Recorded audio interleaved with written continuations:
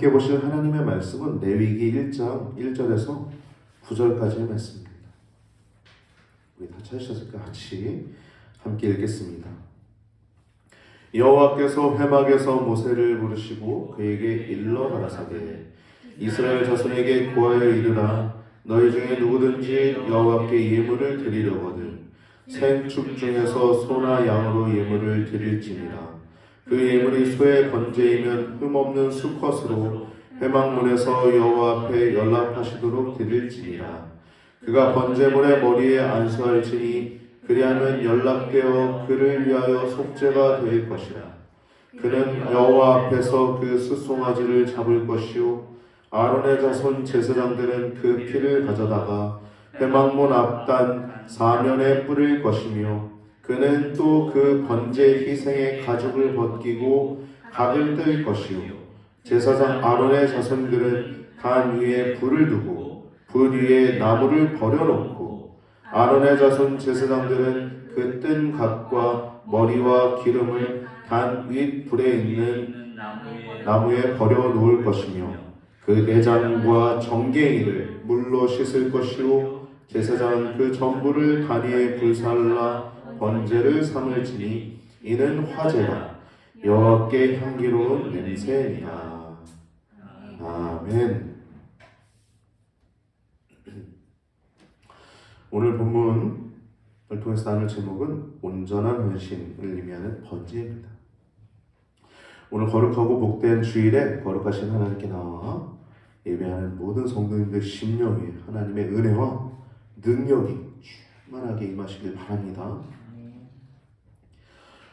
그럼 이 레위기는요 어디에 딱 위치해도 안 됩니다. 출애굽기 바로 뒤에만 있어야 되는 내용이에요.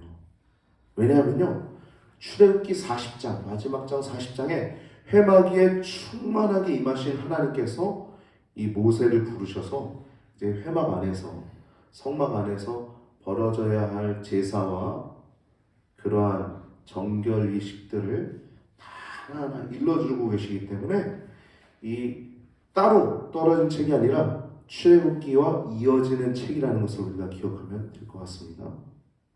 그래서 레위기는 제사와 성결 규례가 들어가 있어요. 근데 여러분 우리가 잘 아시다시피 이 성경책 모든 성경책은 예수님을 가리키고 있습니다. 모든 제사도 예수님이 다 하신 겁니다.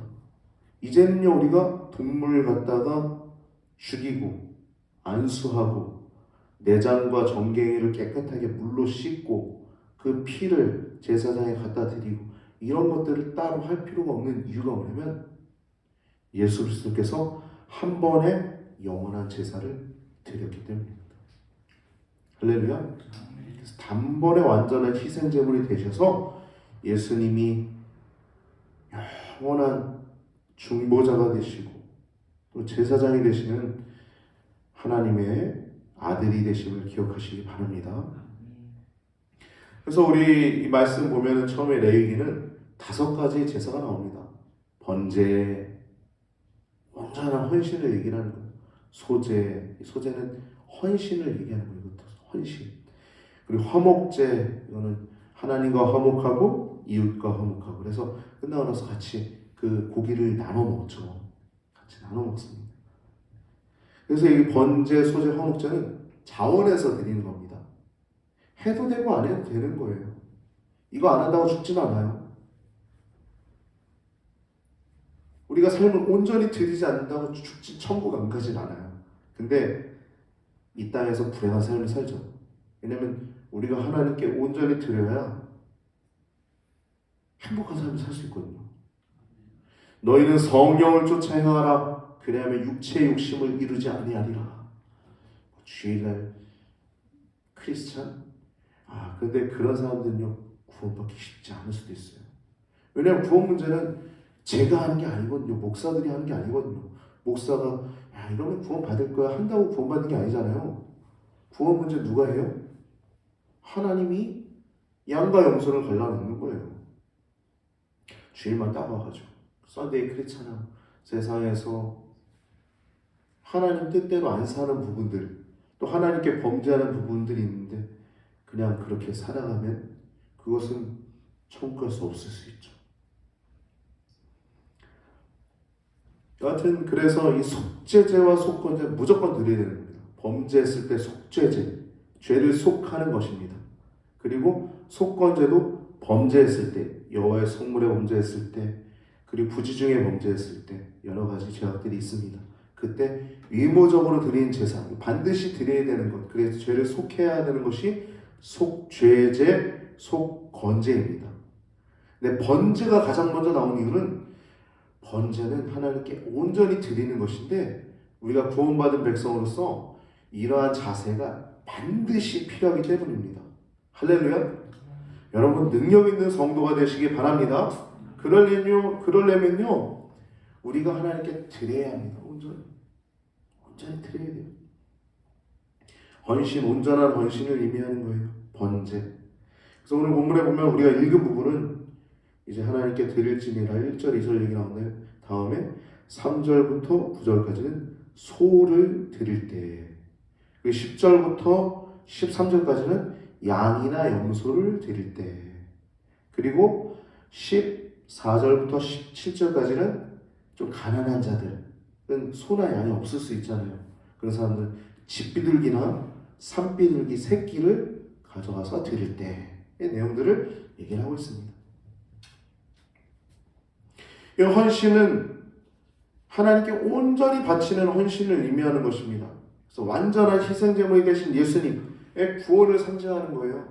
여러분 구원받은 하나님의 백성은 헌신해야 행복한 겁니다. 헌신하지 않으면요 불행한 거예요. 여러분 전도도요 해야지 행복한 겁니다. 해본 사람만 알아요. 전도를 저도 이제 물티슈를 가지고 나와서 물티슈 전도를 계속 해야 되나 생각도 들어요. 왜냐면 그게 의미 없는 느낌도 들거든요. 근데 물티슈 전도하면서 던지는 말 한마디, 예수님 안에 생명이 있습니다. 예수님 믿어야 구원받습니다. 이 말, 그럼 어쨌든 이런 얘기도 들어요. 제가 죄가 많은데 교회 갈 수 있을까요? 이런 얘기를 하시는 분 제가 만났거든요. 최근에. 그래서 설명을 잠깐 해드렸는데, 그래서 필요한 것 같습니다. 그런 전도도. 근데 그런 전도를 한다고 교회에 오진 않죠.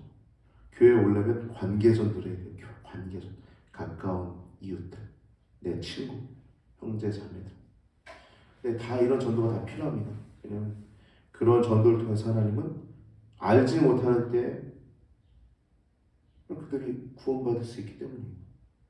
제가 길 가다 전도했던 분도 그분들의 이웃들이 있잖아요. 가까운 성도들이 있잖아요. 그분들이 때가 되면 그 교회에 나가십니다. 그래서 전도는 늘 해야 하는 것입니다. 또 그 안에 기쁨이 있어요. 전도뿐만 아니라 우리의 삶 전체가 드려져야 합니다. 할렐루야. 너희는 성령을 쫓아 행하라. 그 다음에 육체 욕심을 이루지 아니하리라. 여러분 육체 욕심 따라 생각하면 행복합니까? 육체 욕심이 뭡니까? 하나님의 질서 안에서 벗어난 모든 것이 육체 욕심이에요.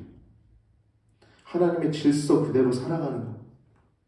식사하고 또 이웃을 섬기고 또 이웃과 관계 맺고 하는 데 있어서 우리가 바운더리가 있잖아요. 바운더리. 우리가 해야 할, 마땅히 해야 할 말, 우리가 보아야 할 것들, 우리가 마땅히 생각해야 할 바, 그것을 벗어난 것이 다 육체 욕심입니다. 성령을 쫓아 행하지 않으면 육체 욕심을 이루게 돼요.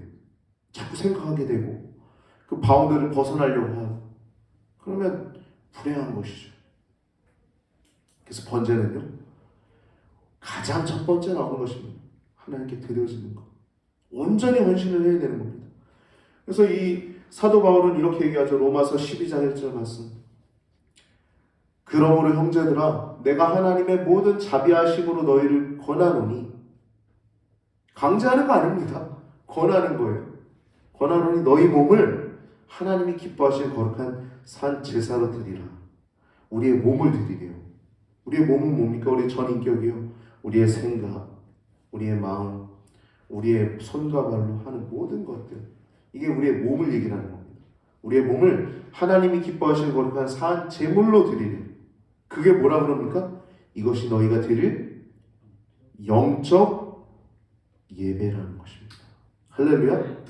여러분, 우리가 이렇게 몸이 와서 하나님께 예배 드리는 것도 중요하지만 우리가 더욱더 중요한 것은 우리의 몸을, 우리의 전인격을 하나님께 드려서 성령을 쫓아 살아가서 그 능력 있는 성도가 되는 것이 진짜 예배라는 것입니다. 할렐루야. 우리가 내일부터 진행되는 이제 부흥성회는 이제 큰빛교회 우리 권호성 목사님께서 오시는데 그 교회에서 가장 강조하는 게 뭐냐? 능력 있는 성도가 되는 것입니다. 할렐루야. 우리가 교회 다니면서 능력 있는 성도가 안 되면 말짱꽝이에요. 말짱꽝이라는 얘기는 뭐냐면 불행한 삶을 산다는 거예요. 신앙생활 하면서도 자식과의 관계가 불편한 거고, 부모님과의 관계가 불편한 거고, 친구와의 관계가 불편한 거고. 왜 불편합니까? 온전치 않기 때문이에요. 신앙생활, 하나님과의 관계가, 또 이웃과의 관계가 능력 있는 성도가 안 되니까 능력 있는 삶을 못 되는 거예요. 능력 있는 삶을 살아가시기 바랍니다. 온전한 삶. 그래서 영적 예배를 드려야 돼요. 너의 몸을 하나님께 거룩한 산 제물로 드려야 합니다. 이것이 바로 번제예요. 전적으로 태워드린 번제. 오늘 본문을 보면 두 가지 종류의 사람이 나옵니다. 첫 번째는 제사를 드리는 자입니다. 예물을 가지고 하나님께 드리는 자예요. 예배자라고 하죠. 예배자. 이 사람들은 소를 끌고 와야 됐어요. 부자는 내가 부자인데 뭐 집비둘기 가져오면 말이 안 되는 거죠. 또 내가 마땅히 소도 드릴 수 있는데 양이나 염소 가져오면 조금 그렇죠. 온전히 드리는 헌신인데, 할렐루야? 추수감사절날 우리가 힘을 다해 성금하지 않습니까? 그런 거예요, 그런 거. 그래서 소를 가지고 오는 거, 혹은 양이나 염소를 가지고 오는 거예요. 거기에 힘이 못 미친 사람들은 비둘기, 집비둘기나 산비둘기를, 새끼를 가지고 오는 것입니다. 근데 이런 것을 가져올 때 흠 없는 것을 가져야 했습니다. 성경은 흠 없는 수컷이라고 얘기하는데, 아마도 수컷을 가져오라는 이유는 효율성에 있어서 얘기를 하는 것 같아요. 왜냐면 암컷은 새끼를 또 계속 낳을 수 있지 않습니까? 수컷은 못 낳죠. 수컷은 못 낳으니까 효율성 부분에 있어서 그렇지 않았을까 예상하는 것이고, 흠없는 것은 성경에서 이렇게 얘기합니다. 눈먼 것, 저는 것, 다리 다친 거죠. 그리고 병든 것, 이런 것은 제외시켜야 했습니다. 우리가 하나님께 드리는데 더 좋은 것들이 있는데 눈먼 거 가져다 봐요. 하나님이 아실까요, 모를까요? 이미 다 아시죠. 눈먼 거. 더 좋은 거 있지 않냐? 제타가, 야, 너 더 좋은 거 있는데 눈먼 거 가져왔냐? 그럼 뭐라 그럴 거예요? 할 말 없죠. 너 그 정도 줄 거야? 나도 그 정도 줄게. 그런 거예요. 이해되시죠? 가장 좋은 것을 드려야 되는 것입니다. 눈먼 것, 저는 것, 병든 것은 제외시켜야 했습니다. 그러니까 이렇게 제사 드린 자는 값을 치러야 됐어요. 값을 치르는 것. 정성이 있어야 되고 희생이 있어야 했습니다. 그래서 사무엘상 24장 24장 사무엘 하입니다. 사무엘 하, 제가 잘못 기록해놨어요. 사무엘 하 24장 24절에서 25절, 사무엘 상하 맨 뒤에 있는 부분이에요. 이 다윗이 범죄했을 때, 인구조사에서 범죄했을 때 이 세 가지 중에 한 가지를 선택했을 때 역병이 돌 때, 사람들이 죽어갈 때, 이때 아리우나라고 하는 사람의 그 타작마당을 이제 구입하고 거기에서 있는 소나 이제 장작대기 이런 것들을 다 아리우나라고 하는 그 다윗의 백성, 이스라엘 백성 중에 하나가 이거 다 가지십시오, 다윗이요, 왕이요, 이거 내 땅 이거 드립니다, 함께. 그리고 이 염소가 아니라 소랑 또 장작대기 이런 거 다 드립니다. 다 있어요. 가져가세요. 그러니까 이 다윗이 하는 말이 이게, 왕이 아리우나에게 이르되 그렇지 아니하다. 내가 값을 주고 내게서 사리라. 값 없이는 내 하나님 여호와께 번제를 드리지 아니하겠다라고 얘기를 해요. 그러니까 값을 치러야 되는 거예요. 번제는 우리의 시간을 드리는 것이고 우리의 마음을 드리는 것이고 우리의 물질을 드리는 이 정성과 희생이 있어야 되는 것입니다. 값을 치르는 거예요. 그 정성과 희생이 담긴 것이 번제입니다. 번제. 그래서 예물을 드린 자는 첫 번째 오늘 본문 보면 안수를 했습니다. 안수. 여러분 안수는요 희생제물의 머리에다가 손을 얹는 겁니다. 근데 이게 그냥 단순하게 손을 얹는 게 정도가 아니라 이 머리에 강하게 눌러야 했습니다. 원어로 보면은 그것은 4절을 보면 그가 번제물의 머리에 안수할지니 그리하면 연락되어 그를 위하여 속죄가 될 것이라. 그럼 번제하는데 속죄가 반드시 필요하죠. 죄가 없는데 어떻게 하나님 받으실 수 있겠어요? 나의 삶을. 속죄가 반드시 필요한 것입니다. 번제할 때. 모든 것이 다 속죄가 다 들어가 있습니다. 번제, 화목제, 소제, 속죄제, 속건제, 속죄가 필요한 것입니다. 근데 여기 말씀 보면은 이렇게 속죄라고 하는 단어를 원어로 보면 죄를 덮다는 의미가 있어요. 흰 눈보다도 주의 흘리신 보혈로 희게 씻어 주옵소서. 죄를 덮는 거예요. 속죄. 그리고 오늘 본문 보면 역할 분담이 있습니다. 제사장이 해야 될 역할들이 있고 예배자, 즉 예물을 가져온 자가 해야 될 일들이 있습니다. 오히려 예배자가 해야 할 일이 더 많아요. 이 제사장이 하는 건 단순합니다. 피를 받아가지고 단 위에다가 이렇게 다 붓고 혹은 뿌리고 이거를 그 가져온 고기를 각뜨고 내장 손질하고 머리 이런 것들을 가지런히 이렇게 정돈에 올리는 정도가 제사장이 해야 될 역할이었어요. 그 외의 것들은 예배자가 해야 될 것이었습니다. 오히려 예배자가 해야 될 게 더 많았어요. 첫 번째 죽여야 됐습니다. 안수하고 그 동물을 희생 제물을 죽여야 됐어요. 그리고 가죽을 벗겨야 됐습니다. 이 가죽은 나중에 보면은 제사장이 갔습니다. 번제 내용 보면 성경에 나와 있어요. 가죽을 벗겨야 됐어요. 각을 떼었습니다. 각을 뜬다는 건 마디마디 잘라낸다는 것입니다. 부위별로 각을 뜨고 그리고 첫 번째 안수하고 죽이고 두 번째 가죽 벗기고 각을 뜨고 세 번째는 내장과 정갱이를 깨끗하게 물로 씻어야 됐어요. 이건 여러분 이해할 수도 있어요. 이거 다 태워 건데 하나님께 태워서 드릴 건데 왜 이걸 뭐로 씻지 그럴 수 있잖아요. 이거 중요하죠. 하나님께 드리는데 깨끗해야 되지 않습니까? 할렐루야. 그래서 씻는 겁니다. 이 내장에는 거기에 이 즉 똥이 내장 옆에 이렇게 묻어 있을 수 있었어요. 그렇기 때문에 이거 물로 씻어야 됐습니다. 내장도 씻고 또 그 정갱이는 원어로 보면 다리 아래 부분을 뜻합니다. 다리 아래. 그래서 흙을 밟을 수 있잖아요. 그래서 땅에서 그 묻은 흙을 깨끗하게 씻어서 하나님께 드려야 했기 때문에 이 내장과 정갱이를 깨끗하게 씻어야 됐습니다. 그리고 제사장은 그렇게 가져온 피를 단 사면에 쏟아붓고 또 각을 뜨고 머리를 자르고 모든 것들을 이렇게 기름을 이렇게 잘 구별한 걸 단 위에다가 질서 있게 이렇게 벌려 놓아야 했습니다. 정성을 쏟아서 가져온 것, 또 정성을 쏟아서 이렇게 세심하고 가지런히 정돈하는 모습이 나오고 있습니다. 질서가 있죠. 질서가 있어야 됩니다. 어디에도 질서가 있어야 됩니다. 할렐루야. 나라도 질서가 있어야 되고요. 어느 작은 조직에도 다 질서가 있어야 됩니다.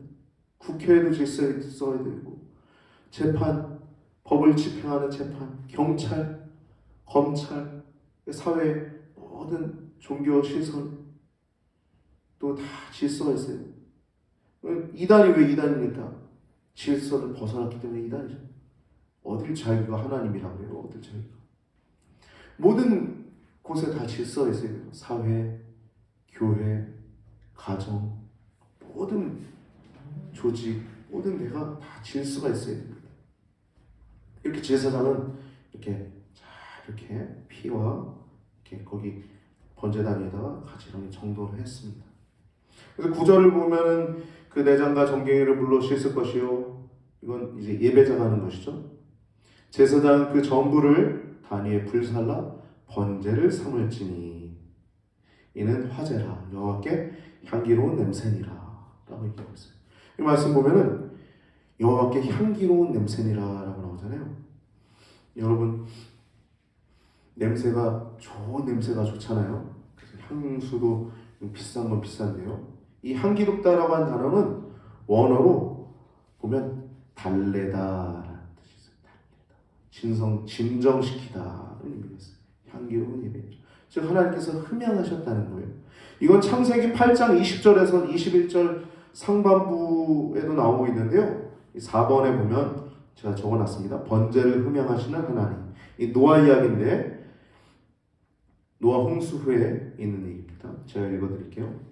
노아가 여호와께 제단을 쌓고 모든 정결한 짐승과 모든 정결한 새 중에서 제물을 취하여 번제로 제단에 드렸더니 여호와께서 그 향기를 받으시고 정결한 짐승과 정결한 새를 취했대요. 사실 이 정결한 짐승과 정결한 새는 노아가 알았을까요? 몰랐을까요? 이걸 다 제사 규례를 레위기에 와서 했잖아요. 한참 후에 출애굽기 후에. 근데 왜 모세는 이걸 정결한 제물, 정결한 짐승과 정결한 새라고 그럴까요? 노아가 하나님과 교통하면서 뭐가 정결한지 하나님이 알려주셨겠죠. 그래서 그런 겁니다. 이거를 뭐 인본주의자들은 이게 이렇게 저렇게 시대적으로 이렇게 저렇게 막 얘기를 많이 하겠죠. 근데 우리가 가장 중요한 건 여러분 성령의 감동으로 살아야 됩니다. 성령의 감동으로. 그리고 순종하고자 하는 자세가 있어야 돼요. 인본주의자는 자기가 중심이 돼요. 하나님 중심의 신앙생활을 하기 바랍니다. 할렐루야. 네. 그래서 여기 말씀 보면 노아 홍수에 하나님이 이것을 흠양하셨대요. 보면 번제로 제단에 드렸더니 그런 제물을 취하여서 번제로 제단에 드렸더니 여호와께서 그 향기를 받으시고라고 하죠. 그러면서 그 중심에 이르시기를 이런 말씀하십니다. 내가 다시는 사람으로 말미암아 땅을 저주하지 아니하리니. 사람 때문에 모든 짐승과 모든 땅의 것들이 다 멸망당했잖아요. 온 지면을 덮었으니까요. 전 세계를 덮었으니까. 하나님이 흠양하셨다는 겁니다. 향기롭다는 단어는. 이렇게 말씀하신 것은 노아의 번제를 받으셨기 때문입니다. 9절 정비 하반부 보면 오늘 본문 9절 하반부 번제의 전부를 이라고 나오죠. 여러분 다른 제사와 다르게 번제는 전부를 드리는 겁니다. 이 소제나 화목제는 부분적으로 태워집니다. 근데 이 번제는 짐승의 머리뿐만 아니라 그 내장, 정갱이, 기름 이 모든 것이 각을 뗀 모든 부위가 다 하나님께 태워지는 거예요. 더러운 거 다 빼고 다 그대로 태워지는 겁니다. 할렐루야? 여러분 우리도 하나님께 온전히 태워지는 그런 인생을 살아가시길 바랍니다. 그렇게 살아갈 때 하나님은 놀라운 역사가 일어나게 될 줄 믿습니다. 우리의 삶뿐만 아니라 우리가 살고 있는 세대 가운데 우리는 놀라운 일들 목도하게 될 것입니다. 할렐루야.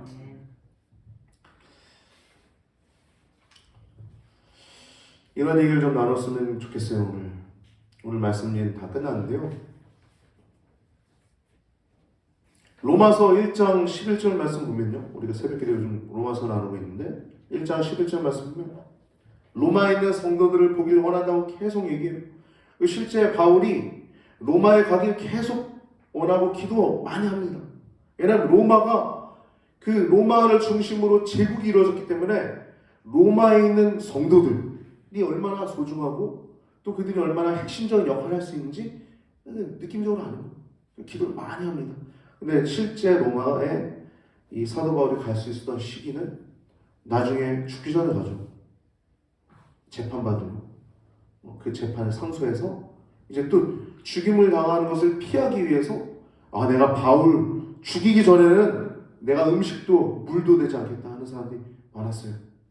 그 사람들이 밤도 잠도 안 자고 그 집 앞에 딱 대기해가지고 죽이려고 혈안이 돼 있는 그 상황 속에서 로마의 천부장 인도하에 로마까지 가는 호송되는 그래서 가게 됩니다.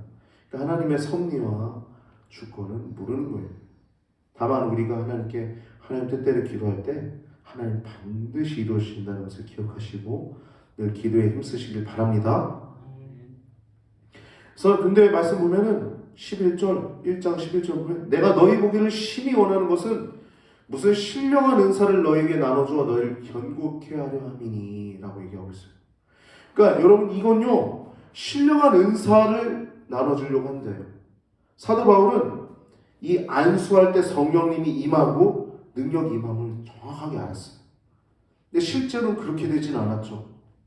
오히려 이것은 로마서를 통해서 사람들이 회심하고 놀랍게 변화되는 역사들이 계속 하나님 그렇게 역사하지 않습니까? 근데 여러분 여기서 얘기하고 있는 이 무슨 신령한 은사는 성령의 은사입니다. 이걸 우리가 좀 알았으면 좋겠어요. 이 부흥성의 가운데 있으니까. 이 우리가 열매는 9가지가 열매가 있잖아요. 성령의 열매가. 성령의 열매는 사랑과 희락 기쁨, 화평과 오래 참음과 자비와 양선과 양선은 착한 거예요. 사람에게 착하게 되는 거예요. 충성과 온유와 절제 이런 것들이 다 성령의 열매들인데 이거 말고 은사가 있어요. 열매가 아니라 성령의 은사가 있고 열매가 있는데 지금 얘기한 건 열매들이고 은사는 이것도 9가지가 있습니다. 첫 번째는 지혜, 깨달아지는 겁니다. 이런 것들이 있어야 돼요. 왜냐하면 성령의 은사가 있어야 능력 있는 성도가 되는 겁니다. 성령의 은사는 영적으로 무기예요, 무기. 하나님 말씀이 검이지 않습니까? 성령의 은사는 영적으로 무기예요, 무기. 내가 지혜를 갖는 것, 내가 지식을 갖는 것, 믿음을 갖는 것, 능력 행함을 갖는 것, 예언하는 것, 방언하는 것, 병 고치는 것, 방언 통변하는 것 이런 9가지의 은사들이 다 무기입니다. 가장 큰 무기는 사랑의 은사죠. 사랑의 은사. 사랑은 모든 것을 덮고 모든 것을 이기기 때문입니다. 할렐루야. 그래서 사실은 은사는 10가지입니다. 10가지. 가장 중요한 건 사랑. 근데 여러분 이렇게 성령의 은사를 받아야 되는 이유는 영적으로 무기고 두 번째는 사역적으로는 능력 있는 겁니다. 우리가 능력 있는 성도가 된다 했죠? 능력 있는 성도. 말씀 들을 때 여러분 깨달아지는 이 지혜의 은사가 있는 거예요. 능력과 재능입니다. 이것이 있어야 우리가 마귀를 넉넉히 이기고 또 세상에서 열매 맺을 수 있어요. 선교사님들이 학교를 짓고 또 병원을 짓고 구제하고 그러면서도 가장 중요한 건 열매를 맺어야 되는데 성령의 불이 임해야 되는 거예요. 성령의 불. 사람의 힘과 노력으로는 안 되는데 성령이 불어오시니까 임하시니까 되는 겁니다. 사람이 변화되고 능력을 얻고 많은 사람들이 예수님을 영접하게 되고 전도를 하면 받아들이게 되고 회개하고 마귀 역사와 사탄 역사가 파쇄되는 깨지는 거예요. 그래서 여러분 어떤 선교사님이 이 성령님이 딱 임하시니까 6개월 동안 할 일을 반나절 만에 하나님이 하셨다는 거예요. 반나절이 뭐예요? 하루 온종일 아니라 반나절. 하루 전체도 필요하지 않다는 거예요. 반나절 안에 하나님이 역사하셨다는 거예요. 할렐루야. 베드로가 설교할 때 어떤 일이 벌어졌어요? 하루에 3,000명이 회개하는 역사가 일어났잖아요.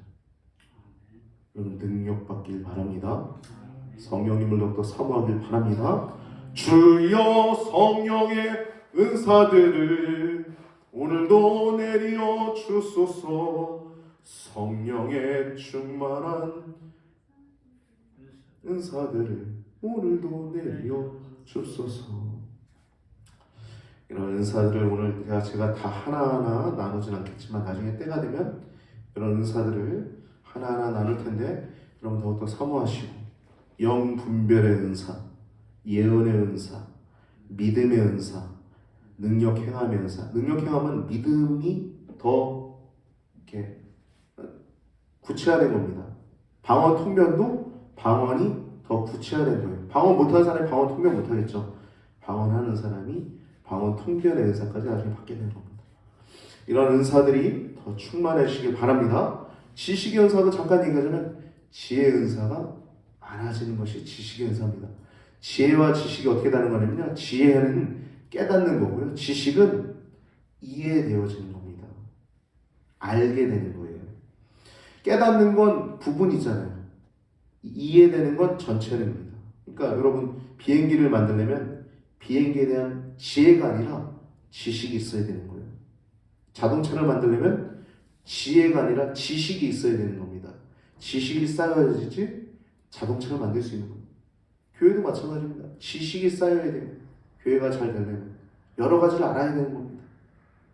그래서 여러분 지혜의 은사, 지식의 은사, 믿음의 은사, 능력 행함의 은사, 병 고치는 은사, 영분별의 은사, 방언의 은사, 방언 통변의 은사, 예언의 은사, 이런 은사들을 여러분들 안에 이미 부분적으로 와 있어요. 근데 능력 있는 성도가 되려면 성령 충만함을 받아야 될 줄 믿습니다. 성령 충만한 성도가 됩시다. 그러기 위해서는 여러분 특별히 성령의 은사를 사모해야 합니다. 성령의 은혜를 사모해야 돼요. 우리가 하나님의 거룩하신 하나님을 사모하는 우리 교회라고 하는 제목을 가지고 우리가 2023년 달려가는데 이번 부흥성회 오직 예수님만 바라보자는 이 부흥성회를 통하여 능력 있는 성도로 온전히 거듭나는 여러분과 저의 삶이 성도님들이 되길 바랍니다. 할렐루야.